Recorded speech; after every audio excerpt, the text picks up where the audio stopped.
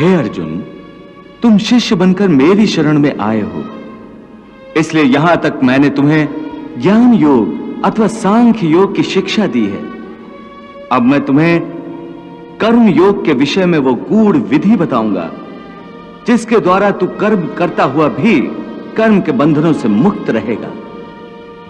हे पार्थ, मैंने यहां तक जीवन मृत्यु की वास्तविकता बताई है कि केवल शरीर ही नश्वर है, आत्मा अनंत और अनश्वर है जो शरीर के मारे जाने पर भी नहीं मरती है। जो इस आत्मा को मरने वाला समझता है या जो इसे मारने वाला समझता है, वो दोनों ही अज्ञानी हैं, क्योंकि आत्मा न तो किसी को मारता है और न किसी के द्वारा मारा जा सकता है। इसलिए किसी के मरने या मारने का शोक किए बिना तू अपना कर्तव्य कर। तेरा धर्म युद्ध करना है, तू अपना धर्म समझकर युद्ध कर। हे मधुसूदन, तुम बार बार इस बात पर जोर दे रहे हो कि मन पर पूरी तरह काबू पा लो तो मुक्ति के द्वार खुल जाएंगे, परंतु मन को वश में करने का कोई सरल साधन भी है? साधन तो अवश्य है, सरल भी है, परंतु बड़ा दुष्कर भी है। सरल भी, दुष्कर भी, इसका क्या अर्थ है केशव?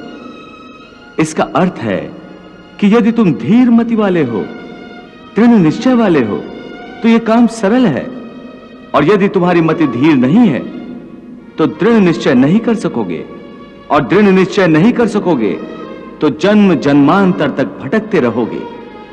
यह दृढ़ निश्चय कैसे हो सकता है? विश्वास से। किसमें विश्वास से? परमात्मा में विश्वास से, सत्य में विश्वास से, अपने धर्म में विश्वास से। जब अपने धर्म अर्थात कर्तव्य को जान लोगे तो फिर दृढ़ निश्चय होकर अपने धर्म पथ पर, अपने कर्तव्य पथ पर आगे बढ़ोगे। फिर तुम सुख दुख, हानि लाभ, जय पराजय को एक जैसा ही समझकर अपने पथ से डगमगाओगे नहीं।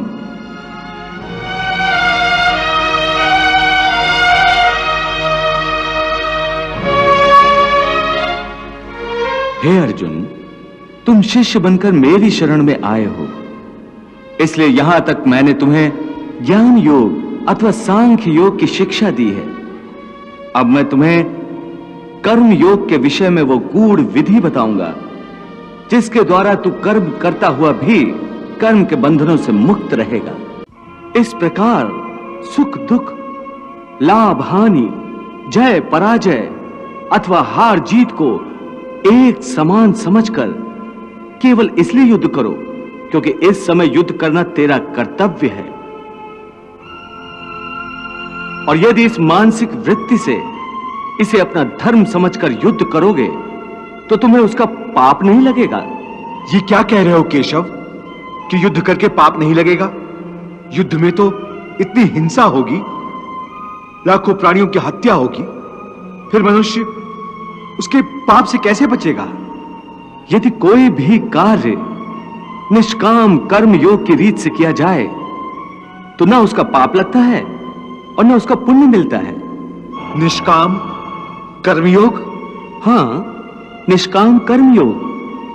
ये कौन सा योग है माधव जो मनुष्य को पाप और पुण्य दोनों से मुक्त कर देता है? ये एक गूढ़ विद्या है पार्थ। जो इसके रहस्य को समझ लेता है वो इस संसार में रहते हुए भी, संसार के सारे कर्म करता हुआ भी कर्म फल के बंधन से मुक्त रहता है। ये बड़ी अनोखी बात कर रहे हो केशव।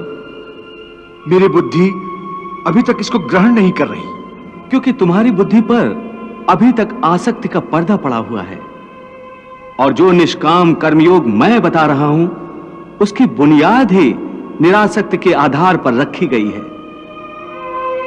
हे अर्जुन, इस निरासक्ति योग को समझ लोगे तो तुम्हारे जीवन में पूर्ण शांति आ जाएगी।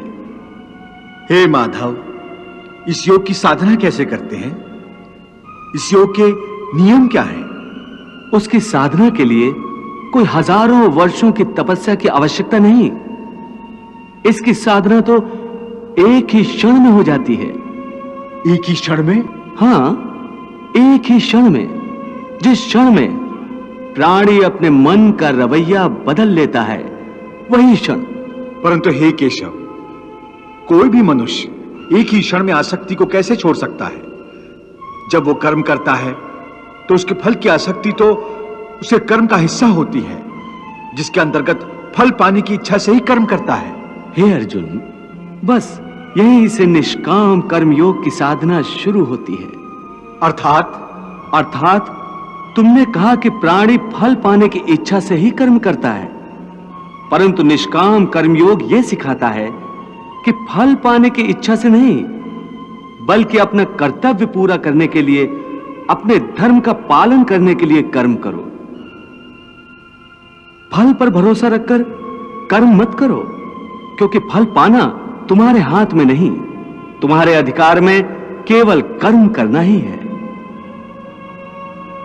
कर्मण्येवाधिकारस्ते मां फलेषु कदाचन मां कर्म फल हेतुर्भूर्मा ते संगोस्त कर्मणि। हे पार्थ, तुम कर्म कर सकते हो, कर्म करने का संकल्प कर सकते हो, परंतु इसका फल पाना तुम्हारे हाथों में नहीं है। हे मधुसूदन, मैं जिस काम का संकल्प करूंगा वो काम तो मैं करूंगा ही। जब भोजन करने का निश्चय करके बैठूंगा तो निवाला उठाकर मुंह में रखूंगा ही, तभी तो उसे खाऊंगा। यदि वो खाने का निवाला तुम्हारे प्रारब्ध में नहीं है तो उसे तुम मुंह तक तो ले जाओगे, परंतु उस ग्रास का एक दाना भी अपने मुंह में नहीं रख सकोगे। हे अर्जुन, केवल कर्म का संकल्प ही प्राणी के अधिकार में है, उसका फल प्राणी के अधिकार में नहीं है। वो कैसे? मैं बताता हूं कैसे। पार्थ, तनिक उस दृश्य की कल्पना कि नगर धनवान के सामने बड़े स्वादिष्ट भोजन की थाली परोसी गई है। थाली सोने की है, गर्मा गर्म व्यंजन भरे हुए हैं, जिन्हें देखकर वो बहुत प्रसन्न हो रहा है। देख लिया कि प्रारब्ध में ना हो तो मुंह तक पहुंचकर भी निवाला छिन जाता है। परंतु हे अर्जुन, इस उदाहरण का यह अर्थ भी नहीं है कि तुम सब कुछ प्रारब्ध पर छोड़कर स्वयं अकर्मण्य हो जाओ। याद रखो, मैंने कहा है मां कर्म फल हेतुर्भु माते संगोस्तु कर्मणि। वाह प्रभु वाह।